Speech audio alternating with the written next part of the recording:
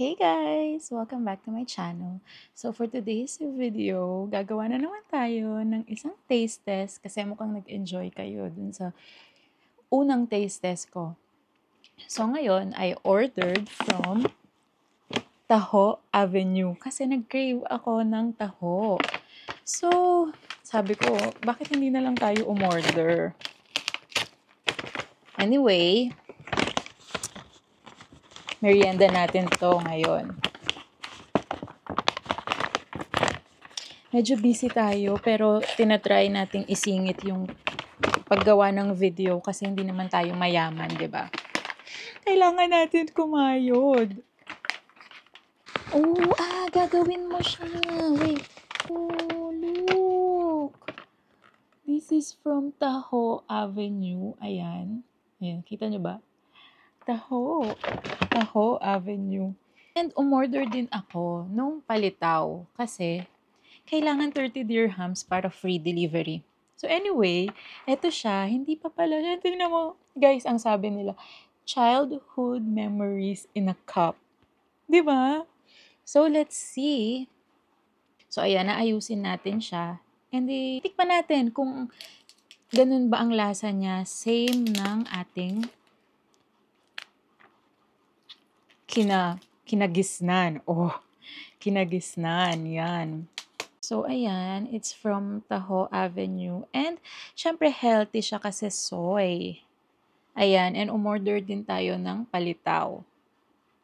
And ito pala yung arnibal na ilalagay natin dito. So, let's go. Taho in a cup. Ooh, wow. Ang sarap. Tapos, ito yung sugar. Arnibal, right? Diba arnibal ang tawag dyan? Hala siya. Okay. So, let's see.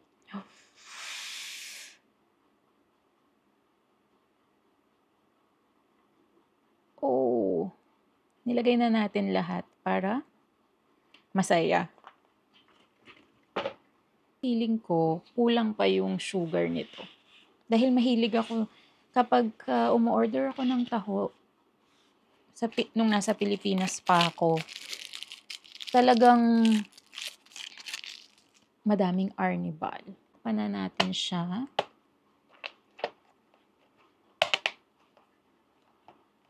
Ayan. And tikman na natin, guys.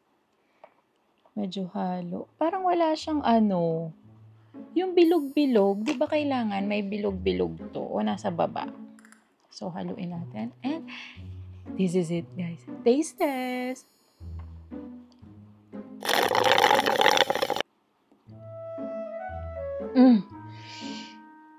Oh my God! Ay, nagka-sugar pa ako sa mukha. Kalasa nung may bilog-bilog pa.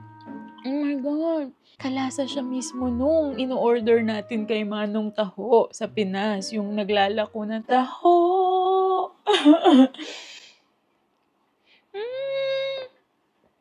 Oh, sarap! Hanggang mamaya ko to iinumin. Ang sarap niya, guys. Ang sarap. As in, Taho Avenue, para akong bumalik sa pagkabata. Tingnan nyo. Ang sarap talaga. Oo. Ngayon naman, tikman natin yung palitaw. Ang in-order ko, kasi maraming flavors dun sa menu nila. Actually, meron pang matcha taho, salted caramel taho. Pero syempre, nag-stick ako dun sa classic palitaw and classic na taho. Para, syempre, ma-compare natin yung lasa, 'di ba? Kasi yun yung kinalakihan natin yung mga classic na flavor. So guys, ito naman yung palitaw. Puro tape. Ayan. Ito yung classic palitaw.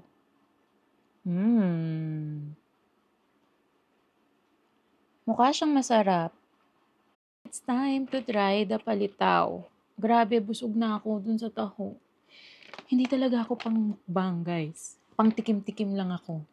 So, ayan, tikman natin siya.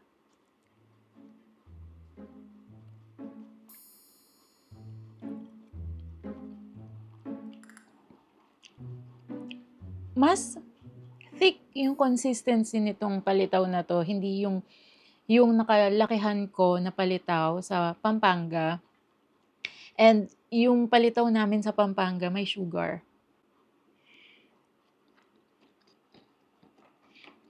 Pero masarap siya, guys. Guys, masarap siya. Hindi nyo na kailangan ng sugar kasi lalo na kung ipapartner nyo ng taho. Di ba matamis na to? Sobrang yummy! Sobrang happy ko sa mukbang ko for today's video. So, ayun guys, kung gusto nyong umorder sa kanila, meron sila sa Talabat and meron din sila sa Noon Food. Feeling ko, yung owner din ng shop na to ay Filipino. Kasi sino ba namang makakaisip ng taho at ng palitaw kung hindi Pilipino lang, di ba? So, ayun guys, sana nag-enjoy kayo sa mini mukbang ko. And sana masundan pa to kahit patikim-tikim lang tayo at hindi naman talaga mukbang ang ginagawa natin. Pero sana nag-enjoy kayo kasi masarap guys. Nabubusog talaga ako. So, ayun guys. Thank you for watching this video. Bye!